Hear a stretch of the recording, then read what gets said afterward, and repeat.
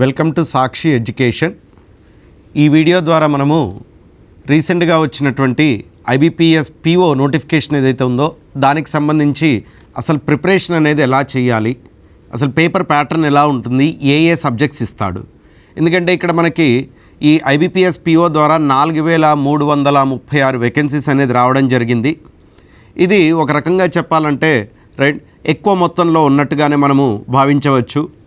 ఎందుకంటే ఇక్కడ మనకి ప్రతి సంవత్సరము ఐబీపీఎస్ ద్వారా మనకి పీఓ క్లర్క్ ఆర్ఆర్బీకి నోటిఫికేషన్ అనేది వస్తూనే ఉంది. దీంట్లో ముఖ్యంగా పీఓ అనేది కొంత హై క్యాడర్ జాబ్ కాబట్టి దీనికి వచ్చేసి 4336 వేకెన్సీస్ వచ్చాయి. రైట్, ఈ వేకెన్సీస్ ప్రకారంగా మనం చూసుకున్నట్లయితే ఇక్కడ అసలు దీంట్లో ఈ జాబ్ సాధించాలి అని అంటే ఏ రకమైనటువంటి ప్రిపరేషన్ అనేది మనం చెయ్యాలి. రైట్, సో అసలు పేపర్ ప్యాటర్న్ ఎలా ఉంది. జనరల్గా మనకి ఎగ్జామినేషన్ అనేది 2 స్టాండర్డ్స్లో ఉంటుంది. ఒకటి ప్రిలిమినరీ ఎగ్జామినేషన్, నెక్స్ట్ వచ్చేసి మెయిన్స్ ఎగ్జామినేషన్.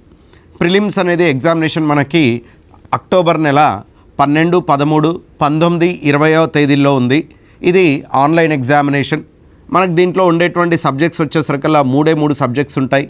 ఒకటి క్వాంటిటివ్ యాప్ట్యూడ్ ఇస్తాడు, next test of reasoning, English.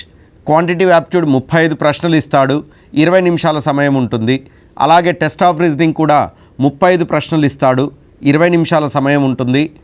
English 30 ప్రశ్నలు ఇస్తాడు, ఇక్కడ 20 నిమిషాల సమయం. అంటే పూర్తిగా మనకి 100 మార్కుల పేపర్కి రైట్ 1 అవర్ టైం, అంటే 1 గంట సమయం అనేది కేటాయించడం జరిగింది. ఇది ఆన్లైన్ ఎగ్జామినేషన్. అంటే ఇక్కడ దాదాపుగా మనకి ఒక్క ప్రశ్నకు వచ్చేసరికల్లా 36 సెకండ్ల టైం అనేది ఇవ్వడం జరిగింది.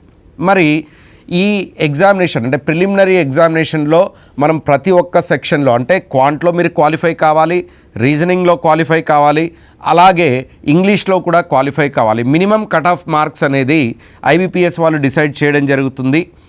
ఈ కట్ ఆఫ్ మార్క్స్ క్రాస్ అయిన తర్వాత ఓవరాల్ కట్ ఆఫ్ కూడా మనం క్రాస్ కావాల్సి ఉంటుంది.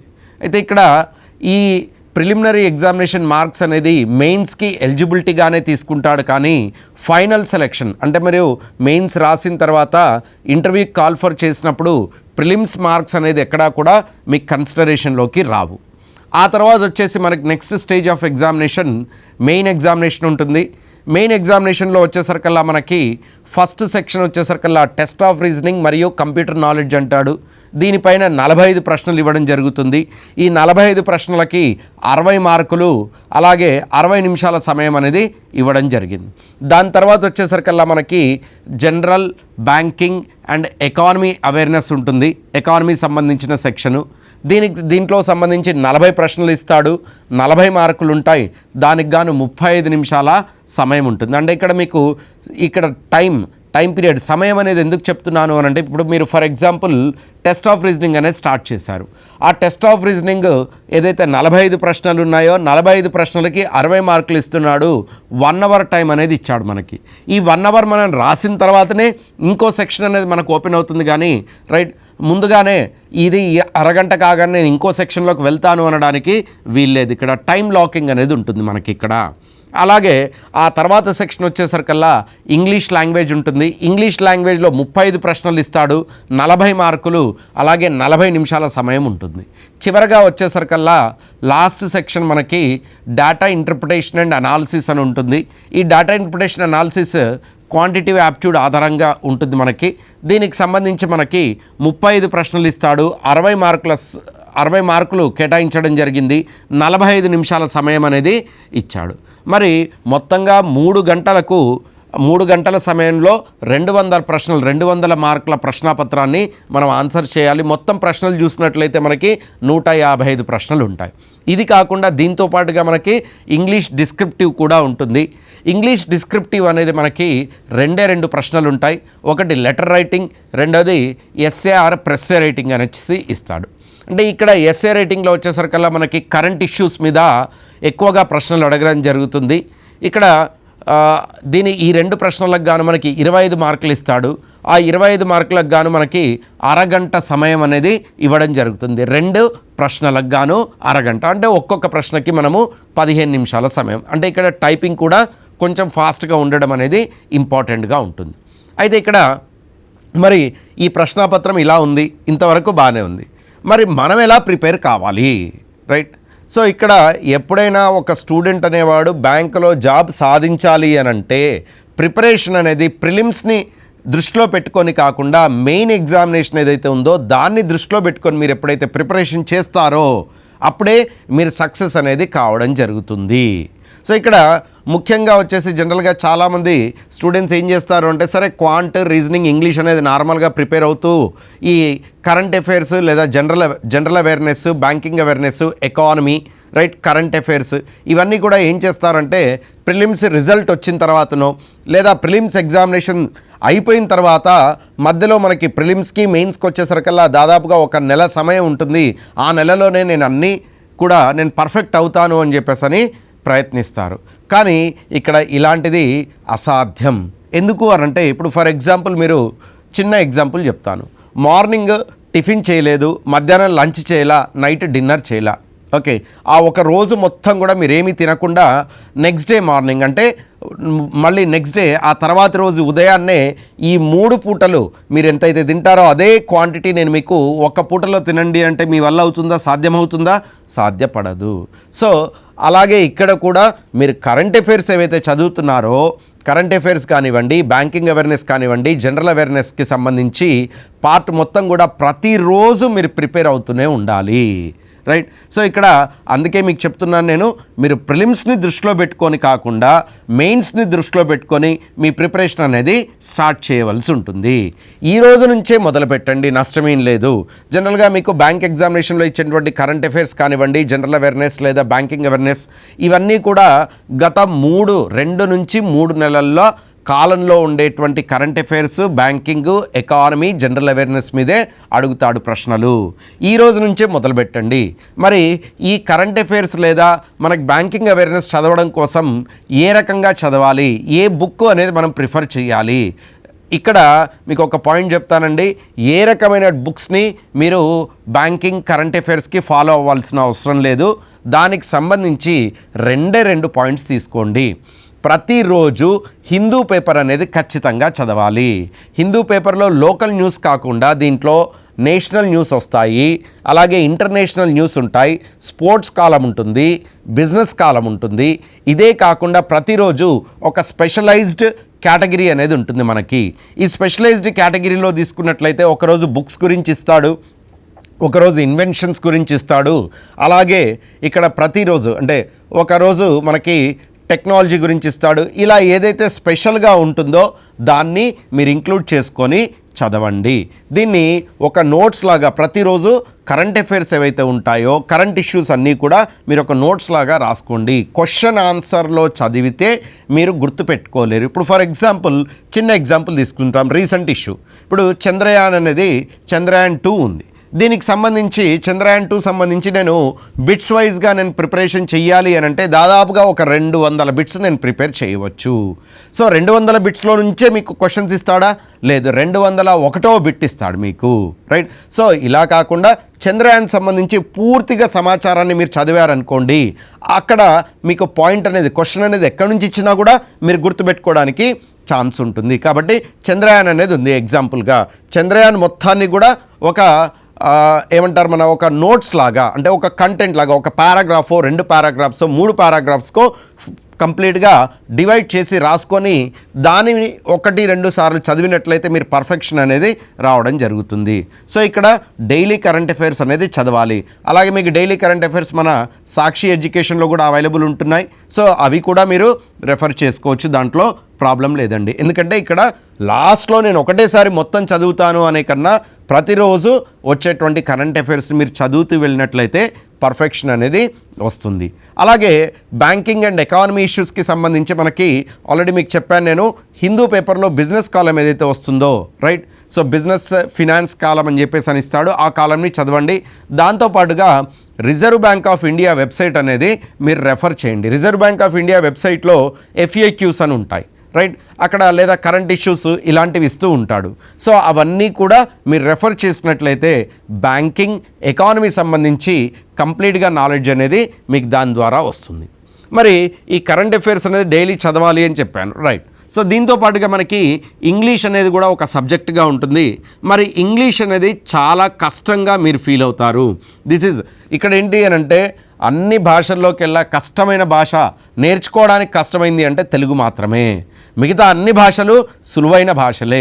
ఇది మీ మైండ్లో ఒకటి ఫిక్స్ అయిపోయింది, ఇంగ్లీష్ నాకు రాదు అనేది, లేదా కష్టంగా ఉంటుంది అనేది. సో అది మీరు ముందు మైండ్లో, అది ఒక రకమైనటువంటి ఫోబియా అనేది మీకు క్రియేట్ అయింది. ముందు దాన్ని తీసేయండి, అప్పుడు మీకు ఇంగ్లీష్ లాంగ్వేజ్ మీద పట్టు సాధించగలుగుతారు. ఖచ్చితంగా మీకు పర్ఫెక్షన్ అనేది వస్తుంది.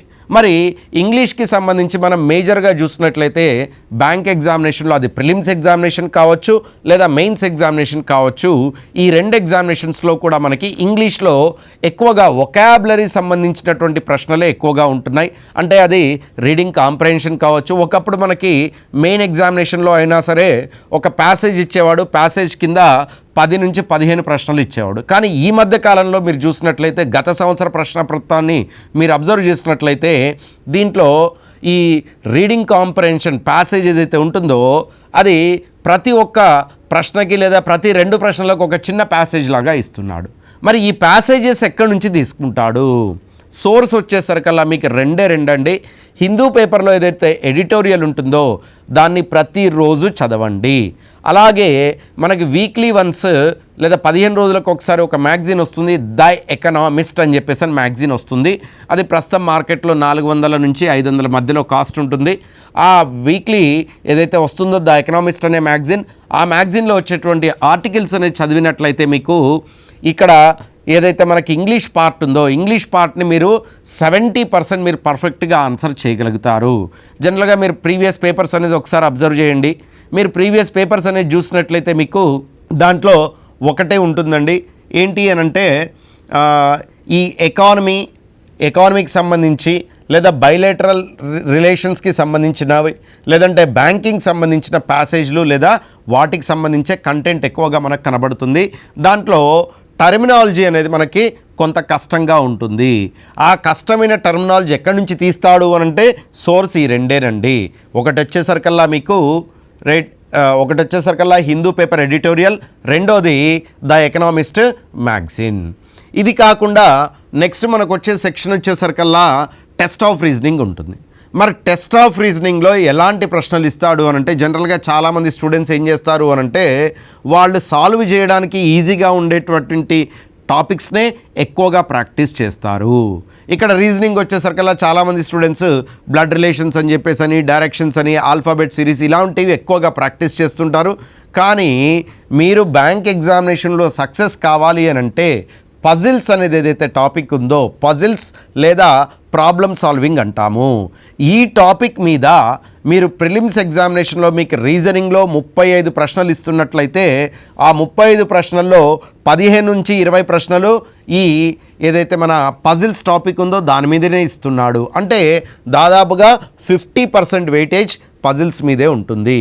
అలాగే మీరు మెయిన్ ఎగ్జామినేషన్ తీసుకున్నారనుకోండి, 20 నుంచి 25 ప్రశ్నలు, 45 ప్రశ్నల్లో ఈ మినిమం సగానికి సగం, అంటే సగం 20 నుంచి 25 ప్రశ్నలు. ఎందుకంటే ఇక్కడ మెయిన్ ఎగ్జామినేషన్లో మనకి test of reasoning and computer knowledge అని చెప్పేసి అంటాడు. జనరల్గా కంప్యూటర్స్ మీద ఇస్తే 5 ప్రశ్నలు లేదా 0. ఓకే, సో కాబట్టి రీజనింగ్ మీదనే ఎక్కువ స్ట్రెస్ చేయండి. రీజనింగ్ 45 ప్రశ్నలకు గాను పజిల్స్ ఒక్క టాపిక్ మీదే మీకు 20 నుంచి 25 ప్రశ్నలు ఇవ్వడం జరుగుతుంది. సో అంటే పజిల్స్ ఎంత ఇంపార్టెంట్ టాపికో మీకు ఇప్పటికే అర్థమై ఉండాలి. ఎక్కువగా పజిల్స్ని సాల్వ్ చేయడానికి ట్రై చేయండి. మీకు మార్కెట్లో చాలా వరకు బుక్స్ అనేది అవైలబుల్ ఉన్నాయి పజిల్స్ మీద. ఇక మీదట మీకు సాక్షి ఎడ్యుకేషన్లో కూడా పజిల్స్ అవైలబుల్ ఉంటాయి, లేదా పజిల్స్ ఆల్రెడీ ఉన్నాయి కాకుండా ఇంకా కొత్తవి కూడా మీకు యాడ్ చేస్తున్నారు, రైట్? సో వీటిని మీరు బాగా ప్రాక్టీస్ చేసినట్లయితే మెయిన్స్ ఎగ్జామినేషన్లో ఏదైతే లేదా ప్రిలిమ్స్లో ఇచ్చేటువంటి పజిల్స్ని మీరు ఖచ్చితంగా ఆన్సర్ చేయగలుగుతారు. పజిల్స్ అంటే ఏదో మనం ఈజీగా సాల్వ్ చేసే పజిల్స్ కాదండి. ఒక రకంగా చెప్పుకోవాలి అని అంటే మనకి బ్యాంకింగ్లో ఏదైతే పజిల్స్ ఇస్తున్నాడో దాదాపుగా క్యాట్ స్టాండర్డ్ని మనకు రీచ్ అవుతున్నాడు. సో కాబట్టి ఇక్కడ పజిల్స్ ఆన్సర్ చేసేటప్పుడు కూడా ఒక పాయింట్ గుర్తుపెట్టుకోండి. జనరల్గా చాలామంది స్టూడెంట్స్ ఏం చేస్తారంటే, పజిల్ అనేది వచ్చింది అనుకోండి, దానికి సొల్యూషన్ చేస్తున్నప్పుడు ఇమీడియట్గా దాని సొల్యూషన్ ట్రై చేస్తున్నప్పుడు ఏదైనా నెగిటివ్ పాయింట్ వచ్చింది, దాన్ని అక్కడే అనలైజ్ చేయడానికి ట్రై చేస్తూ ఉంటారు, రైట్? ఇప్పుడు for example A is not an immediate neighbour of B and C అన్నాడు. అంటే ఏ అనేవాడు బి అండ్ సికి ఇమీడియట్ నైబర్ కాదు. ఎక్కడ ఉండొచ్చు? ఒక సీటింగ్ అరేంజ్మెంటే ఇచ్చాడు అనుకోండి. ఆ సీటింగ్ అరేంజ్మెంట్ పార్ట్లో 8 మంది స్టూడెంట్స్ ఉన్నారు. వాళ్ళు ఒక సర్కిల్ చుట్టూ లేదా ఒక టేబుల్ చుట్టూ కూర్చున్నారు. దాంట్లో ఆ 8 మంది 8 రకాల ఫుడ్స్ తింటున్నారు. ఆ 8 మందికి 8 రకాల కలర్ సిస్టము, అలాగే 8 మంది 8 ఆఫీసుల్లో వర్క్ చేస్తున్నారు అని ఇస్తాడు. అంటే ఇదంతా కూడా డేటా ఇన్సఫిషియన్సీ ఇస్తాడు. మనం దాన్ని మ్యాచ్ చేసి అక్కడ ఆన్సర్స్ అనేది చేయాలి. ఎందుకంటే ఒక పజిల్ ఇచ్చాడు అనుకోండి, దాని కింద 5 ప్రశ్నలు ఖచ్చితంగా ఉంటాయి. సో జనరల్గా A is not an immediate neighbour of B and C అని అంటాడు. ఏ అనేవాడు బి అండ్ సికి ఇమ్మీడియట్ నైబర్ కాదు. అంటే లెఫ్ట్లో కానీ రైట్లో కానీ బి అండ్ సికి ఏ అనేవాడు లేడు అని అన్నాడు. లేడు అన్నప్పుడు ఆ పాయింట్ అనేది మనం ఇమ్మీడియట్గా ఆన్సర్ చేయగలుగుతామా? కొన్నిసార్లు లేదు. ఇంకో పాయింట్ ఎక్కడో మనకు లాస్ట్లో, అదే ఇచ్చిన డేటాలో ఎక్కడో లాస్ట్లో ఉంటుంది. దీన్ని మర్చ్ చేస్తే మనకు అక్కడ ఆన్సర్ వస్తుంది. కానీ మీరేం చేస్తారు? జనరల్గా స్టూడెంట్స్ చేసే జనరల్ మిస్టేక్స్ చెప్తున్నాను నేను మీకు. సో స్టూడెంట్స్ ఏం చేస్తారు? ఇమ్మీడియట్గా ఏ అనేవాడు బి అండ్ సి పక్కన లేడు, అంటే ఈ 2 పొజిషన్స్లో 4 పొజిషన్స్లో లేడంటే ఇక్కడెక్కడో ఉండాలి కాబట్టి ఇక్కడ తీసుకుంటాను అని చెప్పేసి అని అజంప్షన్లోకి వెళ్ళిపోతారు. సో అది రాంగ్ మెథడాలజీ. ఎప్పుడైనా సరే పజిల్స్ అనేది మీరు తీసుకున్నారనుకోండి, పాజిటివ్ పాయింట్స్ ఏవైతే ఉంటాయో, A is 4th left of B అని అంటాడు. ఏ అనేవాడు బికి 4th లెఫ్ట్లో ఉన్నాడు. ఇలాంటివి పాజిటివ్ పాయింట్స్ అంటాం. ఈ పాజిటివ్ పాయింట్స్ని ముందుగా మార్క్ చేసి ఆ తర్వాత నెగిటివ్ పాయింట్స్ లేదా అనాలిసిస్ పాయింట్స్ని తీసుకోండి. నెగిటివ్ ఆర్ అనాలిసిస్ పాయింట్స్ అనేది అక్కడికి కూడా మీరు రాలేదు అంటే సొల్యూషన్ రాలేదు, అప్పుడు అజంప్షన్ పాయింట్కి వెళ్ళండి. అయితే ఇక్కడ మీకు ఇచ్చినటువంటి పాయింట్స్ ఏవైతే ఉంటాయో, రైట్, పజిల్స్లో ఏదైతే మీకు ప్రశ్నలు ఇస్తున్నాడో దాంట్లో ఉండే పాయింట్స్ అన్నీ కూడా మీరు సపరేట్గా పేపర్ మీద ఖచ్చితంగా రాయాల్సిందే. When you keep it on paper then only you will get the solution. ఎప్పుడైతే ఈ పాయింట్స్ అన్ని మీరు పేపర్ మీద రాస్తారో అప్పుడే మీకు సొల్యూషన్ అనేది ఖచ్చితంగా వస్తుంది. అక్కడ ఎగ్జామినేషన్లో మనకు స్క్రీన్ మీద కనపడ్డదాన్ని స్క్రీన్ మీద కనపడుతుంది కదా, దీని నుంచే నేను డైరెక్ట్గా ట్రై చేస్తాను అని అంటే కన్ఫ్యూజన్ అనేది రావడానికి ఛాన్స్ ఉంటుంది. కాబట్టి కాస్త జాగ్రత్తగా పజిల్స్ని ఆన్సర్ చేయవలసి ఉంటుంది. ఇది మనం రీజనింగ్ పార్ట్ అనేది తీసుకున్నట్లయితే. దాంతోపాటుగా మీరు సిలాగిజం అనేది కూడా ఒకటి ఖచ్చితంగా ప్రిపేర్ కావాల్సిన టాపిక్గా ఉంటుంది మనకి. సిలాగిజమే కాకుండా నార్మల్గా మీరు ఇన్పుట్ అవుట్పుట్ కానివ్వండి, coded inequality, coding decoding, right. So coding డీకోడింగ్లో కొత్త ప్యాటర్న్ ఇస్తున్నాడు, అలాగే ఇన్పుట్ అవుట్పుట్లో కూడా కొత్త ప్యాటర్న్ ఇస్తున్నాడు. వీటిని కాస్త ఒకసారి చూసుకోవాల్సి ఉంటుంది. సో ఇక్కడ ఎంతసేపు కూడా మీరు కాన్సెప్ట్ని పర్ఫెక్ట్గా అండి, కానీ ప్రశ్నలని మాత్రం కాదు.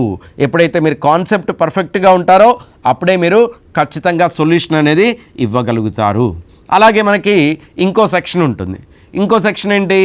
Quantitative aptitude. క్వాంటిటివ్ యాప్ట్యూడ్ అనగానే చాలామంది స్టూడెంట్స్ మ్యాథమెటిక్స్ కదా నాకు రాదు సార్, నేను బీకామ్ బ్యాక్గ్రౌండ్ లేదా బీఏ బ్యాక్గ్రౌండ్ లేదా ఇప్పుడు బయోటెక్నాలజీ బ్యాక్గ్రౌండ్, ఇలాంటి బ్యాక్గ్రౌండ్స్ గురించి మాట్లాడతారు. ఇక్కడ క్వాంటిటివ్ యాప్ట్యూడ్ అంటే అదేదో పెద్ద మ్యాథమెటిక్స్ కాదండి మీకు ఇచ్చేది. ట్రిగ్నామెట్రీలు, జామెట్రీలు ఇలాంటి ప్రశ్నలు లేవు. అక్కడ ఉండేది మీకు బిజినెస్ మ్యాథమెటిక్స్ అంటాం జనరల్గా మనము. Composite mathematics or business mathematics. మీరు 8th క్లాస్లో జనరల్గా ఈ స్టేట్ సిలబస్ ఎవరైతే చదివి ఉంటారో లేదా సిబిఎస్ఈ సిలబస్లో కూడా మనకి ఈ బిజినెస్ మ్యాథమెటిక్స్ పార్ట్ అనేది ఉంటుంది. స్టేట్ సిలబస్ అనేది చదివిన వాళ్ళైతే 8th క్లాస్లో వ్యాపార గణాంక శాస్త్రము లేదా బిజినెస్ మ్యాథమెటిక్స్ అని 8th క్లాస్ మ్యాథమెటిక్స్లో 2nd చాప్టర్గా ఉంటుంది, రైట్. దాంట్లో దాదాపుగా 13 నుంచి 14 ఎక్సర్సైజులు ఉంటాయి. అవే మనకి ఇక్కడ ఇవ్వడం జరుగుతుంది. అలాగే 10th క్లాస్లో మీరు స్టాటిస్టిక్స్ ఏదైతే చదివారో స్టాట్స్ పార్ట్, దాన్నే డేటా ఇంటర్ప్రిటేషన్గా మీకు ఇస్తాడు. అయితే ఇక్కడ జనరల్గా చాలామంది స్టూడెంట్స్ ఏం చేస్తారు అని అంటే ఏదో చిన్న చిన్న టాపిక్స్ అన్నీ ప్రిపేర్ అయిపోయి దీంతోనే నేను ఆన్సర్ చేస్తాను అని అంటే కష్టం అండి. క్వాంటిటివ్ యాప్ట్యూడ్లో మీకు ఫార్ములా బేస్డ్ కాకుండా కాన్సెప్ట్ బేస్గా మీకు ప్రశ్నలు అనేది ఎక్కువ ఇవ్వడం జరుగుతుంది. ప్రిలిమ్స్లో మీకు అన్ని టాపిక్స్ నుంచి ఇచ్చినప్పటికీ డేటా ఇంటర్ప్రిటేషన్ మీద స్పెషల్గా మినిమం 2 నుంచి 3 ప్రశ్నలు అంటే 10 నుంచి 15 ప్రశ్నలు డేటా ఇంటర్ప్రిటేషన్ మీదనే ఇస్తున్నాడు. అదే మెయిన్స్ తీసుకున్నారనుకోండి 35 ప్రశ్నలు ఇచ్చినప్పుడు దాదాపుగా 25 నుంచి 30 ప్రశ్నలు మీకు డేటా ఇంటర్ప్రిటేషన్ మీదనే ఉంటున్నాయి. సో ఇక్కడ డేటా ఇంటర్ప్రిటేషన్లో కూడా కొత్త ప్యాటర్న్గా ఏమిస్తున్నాడు మనకి అని అంటే కొంత కాంప్లెక్సిటీ అంటే టఫ్నెస్ అనేది పెంచడం జరిగింది. టఫ్నెస్ని ఎలా పెంచుతున్నాడు? జనరల్గా డేటా ఇంటర్ప్రిటేషన్ ఇస్తే ఏం చేస్తాడు? ఒక విలేజ్ ఉంది, రైట్. సో విలేజ్లో వచ్చేసి ఒక 8 రకాల సెల్ ఫోన్స్ యూజ్ చేస్తున్నారు అనుకోండి. దాన్ని ఒక పై డయాగ్రామ్లోనో ఒక బార్ డయాగ్రామ్లోనో లేదు అనంటే ఒక టేబుల్లో కానివ్వండి మనకి ఇవ్వడం జరుగుతుంది, లేదా ఒక లైన్ డయాగ్రామ్లో కానివ్వండి ఇవ్వడం జరుగుతుంది, రైట్. అలా ఇచ్చినప్పుడు మనం ఆన్సర్ చేస్తున్నాం, అంతవరకు బాగానే ఉంది. జనరల్గా ఒకప్పుడు మనకేంటి యావరేజెస్, పర్సంటేజెస్, రేషియో ప్రపోర్షన్ ఈ మూడింటిని ఆధారంగా ఎక్కువగా ప్రశ్నలు ఉండేది అక్కడ. కానీ ఈ మధ్య కాలంలో మనకి ప్రశ్నపత్రాన్ని మనం గమనించినట్లయితే కంప్లీట్గా డిఫరెంట్గా ఉంటుంది ప్రశ్నపత్రము. ఎలా ఉంటుంది డేటా ఇంటర్ప్రిటేషను? టైమ్ అండ్ వర్క్ని ఇంక్లూడ్ చేసి డేటా ఇంటర్ప్రిటేషన్ ఇస్తున్నాడు. అంటే ఒక 5 సిటీస్ ఉన్నాయి, వాటి మధ్యన డిస్టెన్స్ ఇంత ఉంది, రైట్, గంటకి ఇంత వేగంతో ప్రయాణిస్తున్నారు ABCDE 5 కూడా. సో ఇలా డిఫరెంట్గా అంటే టైమ్ అండ్ డిస్టెన్స్ ఇది, రైట్. అలాగే టైమ్ అండ్ వర్క్ని ఇస్తాడు, లేదా సింపుల్ ఇంట్రెస్ట్ కాంపౌండ్ ఇంట్రెస్ట్ని ఇంక్లూడ్ చేస్తాడు, లేదా మనకి ఇక్కడ ప్రాఫిట్ అండ్ లాస్ ఏదైతే టాపిక్ ఉందో ఆ ప్రాఫిట్ అండ్ లాస్ని కాన్సెప్ట్ని తీసుకొచ్చి డేటా ఇంటర్ప్రిటేషన్లో ఇన్సర్ట్ చేస్తున్నాడు. అంటే మీరు ఇక్కడ నార్మల్ బేసిక్ టాపిక్స్ పర్ఫెక్ట్ కావాల్సిందే, అలాగే ఇక్కడ డేటా ఇంటర్ప్రిటేషన్ కూడా పర్ఫెక్ట్ కావాల్సిందే. జనరల్గా క్వాంటిటివ్ యాప్ట్యూడ్ అనేది మీరు తీసుకున్నారనుకోండి, క్వాంటిటివ్ యాప్ట్యూడ్లో అర్థమెటిక్ టాపిక్స్ అంటారు. మీరు ఖచ్చితంగా పర్ఫెక్ట్ కావాల్సినవి పర్సంటేజెస్ ఒకటి, యావరేజెస్ ఒకటి, ratio proportion, simple interest compound interest, time and work, time and distance, అలాగే ప్రాఫిట్ అండ్ లాస్. ఓకే, అంటే 7 నుంచి 8 టాపిక్లు, వీటి మీద బాగా స్ట్రెస్ చేయండి. అంటే మిగతా టాపిక్లని వదిలేయండి అని నేను చెప్పట్లా, రైట్. మీ సమయానుకూలాన్ని బట్టి మీకు సమయం అనేది ఎక్కువగా ఉంది, ఎక్కువసేపు మీరు స్పెండ్ చేయగలుగుతున్నారు, అలాంటప్పుడు మిగతా టాపిక్స్ని కూడా స్ట్రెస్ చేసుకోవచ్చు లేదా ప్రాక్టీస్ చేయొచ్చు. లేదు సమయం కొంచెం తక్కువ ఉంది, జనరల్గా చాలామంది స్టూడెంట్స్ వర్కింగ్ స్టూడెంట్స్ ఉంటారు, రైట్. వాళ్ళ ఎడ్యుకేషన్ని కంప్లీట్ చేయడం కోసం లేదా ఫర్దర్ ఎడ్యుకేషన్కి వెళ్ళడం కోసం పార్ట్ టైం జాబులు చేస్తున్న పిల్లలు ఉంటారు. అలాంటి వాళ్ళు జనరల్గా టైం అనేది ఎక్కువ స్పెండ్ చేయలేరు.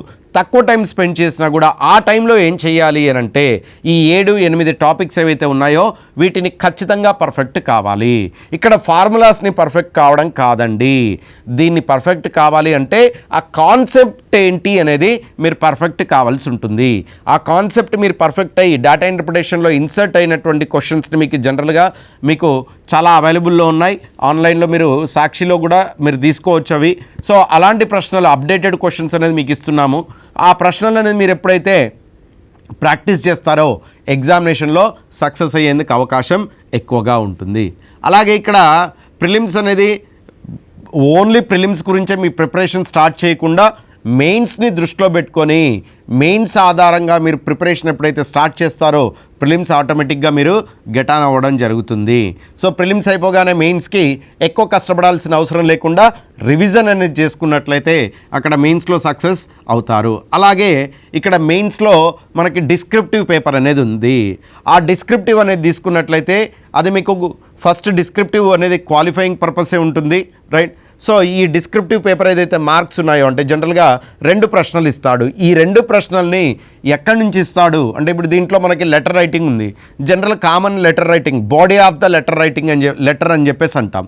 ఆ బాడీ తీసుకున్నా కూడా మీకు ఇచ్చేటువంటి ఏదైతే 25 మార్కులు ఉన్నాయో 25 మార్కుల్లో జనరల్గా దీనికి లెటర్ రైటింగ్ 10 మార్కులు ఉంటాయి. మీరు బాడీ అనేది correct body of the letter కరెక్ట్గా రాసినా కూడా 5 మార్కులు అనేది మీకు ఇవ్వడం జరుగుతుంది. సో కంటెంట్ అనేది మీరు కొంత రాసినా కూడా మీకు 1-2 మార్కులు యాడ్ అవుతాయి. సో కాబట్టి అక్కడ ప్రాబ్లం ఉండదు. ఓన్లీ మనకు వచ్చేటువంటి ప్రాబ్లం వల్ల ఎస్సే రైటింగ్. ఈ ఎస్సేకి సంబంధించి టర్మినాలజీ ఎక్కడి నుంచి యూస్ చేయాలి అని అంటే జనరల్గా మీరు ఆల్రెడీ హిందూ పేపర్ ఎడిటోరియల్ చదువుతున్నారు, ద ఎకనామిస్ట్ మ్యాగజైన్ చదువుతున్నారు. సో ఆ రెండిటికి సంబంధించి టర్మినాలజీ ఏదైతే మీరు నేర్చుకుంటున్నారో అదే టర్మినాలజీని మీరు ఇక్కడ ఎస్సేలో రాసినట్లయితే, రైట్. సో అక్కడ మీకు ఇంప్రెషన్ అనేది వస్తుంది, అలాగే మీకు మార్క్స్ కూడా ఎక్కువగా రావడానికి అవకాశం ఉంటుంది. జనరల్గా కరెక్షన్ ఎలా ఉంటుంది, మీరు మొత్తం కూడా సిస్టంలో రాస్తున్నప్పుడు ఒక పర్సన్ వచ్చి డైరెక్ట్గా కరెక్షన్ చేయడండి. అక్కడ ఏదైతే వర్డ్స్ ఉంటాయో కొన్ని వర్డ్స్ని సిస్టంలో ఇన్సర్ట్ చేస్తారు. ఆ వర్డ్స్ అనేది ఇక్కడ మ్యాచ్ అవుతున్నాయా లేదా, ఇలాంటి వర్డ్స్ దీని సినానిమ్స్ ఎక్కడైనా యూజ్ చేస్తున్నాడా, ఆ వర్డ్ ఎక్కడైతే మ్యాచింగ్ ఉంటుందో అక్కడ మీకు కొంత మార్క్స్ అనేది ఎక్కువ రావడానికి అవకాశం ఉంటుంది. కాబట్టి హిందూ పేపర్ ఎడిటోరియల్, ఎకనామిస్ట్ అనేది ఖచ్చితంగా చదవవలసి ఉంటుంది. సో ఇక్కడ ఈ ఎస్సే రైటింగ్ సంబంధించి ఇష్యూస్ ఎలా ఇస్తాడు, రైట్.